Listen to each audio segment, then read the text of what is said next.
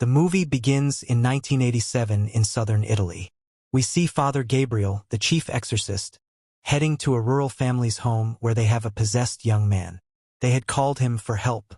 As soon as Father Gabriel enters the house, he asks them how they knew the boy was possessed.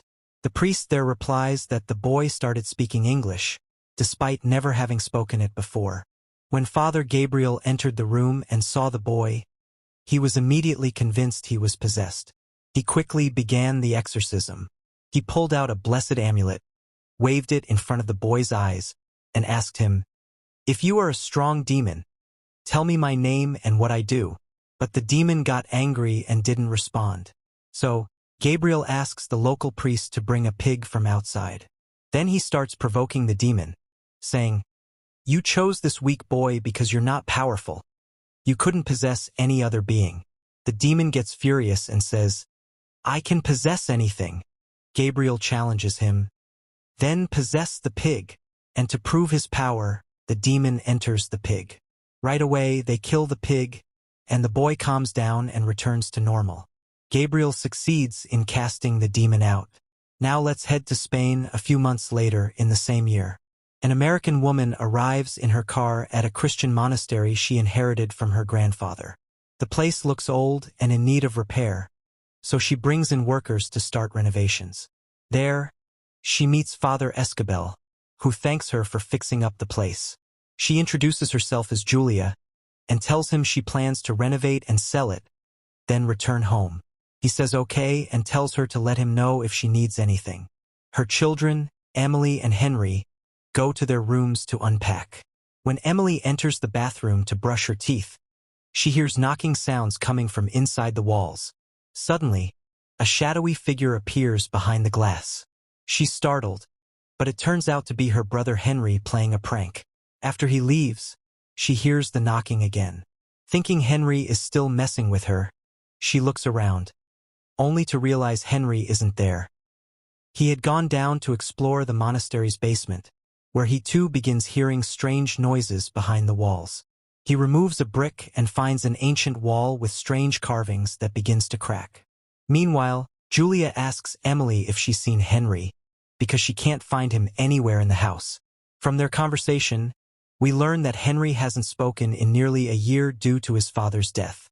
We now go back to Italy, where Father Gabriel attends a hearing, a sort of mini-trial, for performing an exorcism on the boy earlier without the church's approval.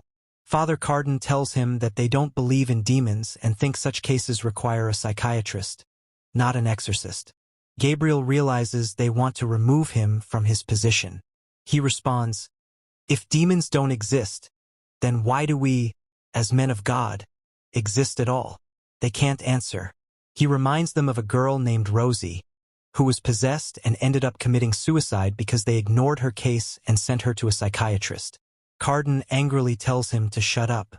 Gabriel continues, saying he was appointed by the Pope himself, and if they have any issue, they should take it up with the Pope. Then he leaves. Back in Spain, the workers discover the hole Henry opened in the wall. One of them lights a torch and looks inside, but an explosion goes off, injuring both workers. Paramedics arrive. The foreman tells Julia there's a gas leak in the basement and that they won't continue working. They leave. That night, Julia hears banging sounds throughout the house. She and Emily check on Henry and find him trembling. After a whole year of silence, he suddenly says, "You're all going to die," and starts scratching his face. They rush him to the hospital. The doctor finds nothing wrong and gives them sedatives, advising Julia to see a neurologist or psychiatrist. Back at home, Julia hugs her son to comfort him, but suddenly, he sexually harasses her, saying inappropriate things. She pulls away, terrified.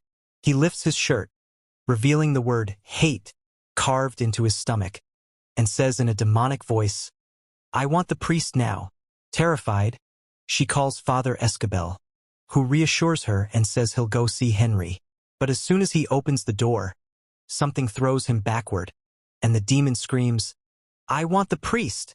Meanwhile, in the Vatican, the Pope receives word and urgently sends Gabriel to Spain, assigning him to Henry's case.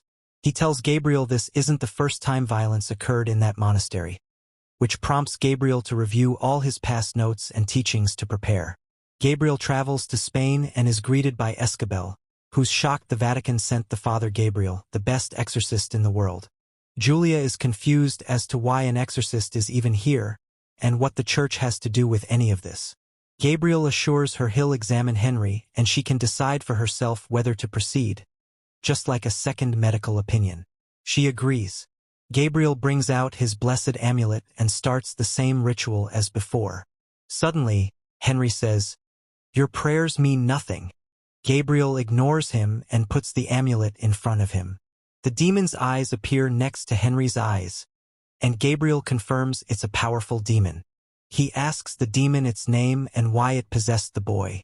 The demon replies in a terrifying voice, "I came for you and the church."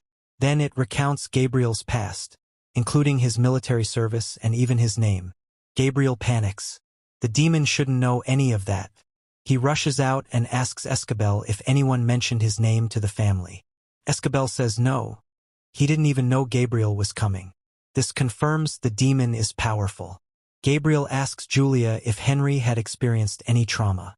She says the worst was watching his father die. Gabriel explains that trauma can be an entry point for demonic possession. Meanwhile, Emily hears banging again. She checks on Henry, sees his demonic eyes, and runs. She answers the ringing phone. It's her dead father. Terrified, she runs to her mom in tears. Gabriel decides to stay overnight. He and Escabel remain awake, as demons grow stronger at night. Gabriel tells Escabel the demon uses people's sins against them. He asks Escabel to confess, so the demon can't manipulate him. Escabel confesses he hasn't done so in 8 months. Gabriel grants him full absolution, without even knowing his sins. Gabriel explains that to defeat the demon, they need to know its name. Then the next exorcism session begins. Henry/demon mocks their prayers. The lights go out. Gabriel lights a match and suddenly sees Rosie, the girl who killed herself, saying, "You'll never forgive yourself. You left me to die." Henry shouts at Escabel, "What about your sins? You used to sleep with girls after they confessed." Escabel snaps and tries to strangle him, but Gabriel stops him. Outside the room, they talk. Gabriel explains Rosie was possessed, but he didn't believe her and sent her to a psychiatrist. She later killed herself. Escabel also confesses he hurt a girl he loved and abandoned her, so he turned to God out of guilt. Gabriel remembers seeing the Vatican seal on a well in the monastery's garden. He tells Escabel not to enter Henry's room, no matter what, and goes to investigate. There he finds skulls in the well and throws a lit cloth inside, causing an explosion. Meanwhile, Julia is attacked in her room, and so is Emily. Gabriel smashes a wall and finds a sealed door marked with the Vatican seal. They realize this underground room was used to imprison exorcists who were possessed. At the same time, the Pope reads a letter warning of a demon that can possess multiple people at once. The priest who wrote it sacrificed himself and others to trap the demon. The Pope collapses from a heart attack, trying to warn Gabriel not to open any sealed door. Too late. Gabriel and Escabel open the door and find the remains of the exorcist Diagata, along with his diary. He writes of a demon named Asmodeus, capable of possessing multiple hosts, whose goal is to destroy the world by targeting exorcists. Meanwhile, Julia searches for her daughter. She finds Emily possessed, sitting next to Henry, both under Asmodeus's control. Emily attacks Julia and nearly kills her. Gabriel and Escabel now know the demon's name, Asmodeus, saying it enrages the demon. Julia and Emily tie Henry to the bed after tranquilizing him.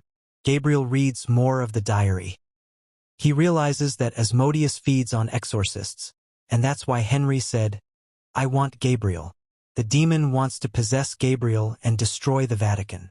Before facing him, Gabriel confesses his sins, surviving the war when all his friends died, and failing Rosie. After confession, he blesses everyone. They return to Henry's room. Henry warns Gabriel, "If you touch me, I'll possess you." Gabriel doesn't listen and begins the final exorcism. Visions try to break him, including Rosie and Escabel's ex. The demon eventually leaves Henry and possesses Emily, who attacks everyone. The demon lifts people into the air, beats Julia, and nearly kills her. Gabriel realizes the only way is to sacrifice himself and let the demon take him. He tells Escabel to get everyone out. Gabriel stays behind. Just as Gabriel prepares to kill himself, the demon saves him, wanting to use him to reach the Vatican. Gabriel descends into the crypt to set it all on fire. He sees an angel in Rosie's form, but it's another trick. Meanwhile, Escabel searches and finds Gabriel fully possessed by Asmodeus. Escabel begs him to resist. Gabriel is too far gone.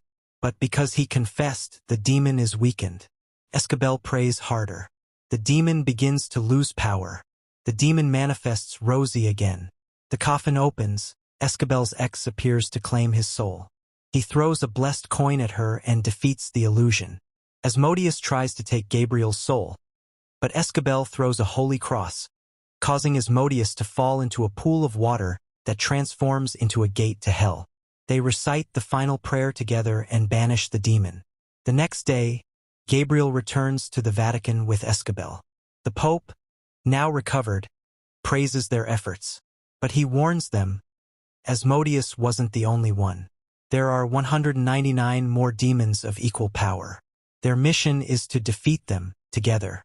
And just like that, we know there's going to be a sequel full of demons and dark magic. Thanks for watching. If you enjoyed the recap, don't forget to like the video and subscribe to the channel, because more bangers are coming. Peace out, bro.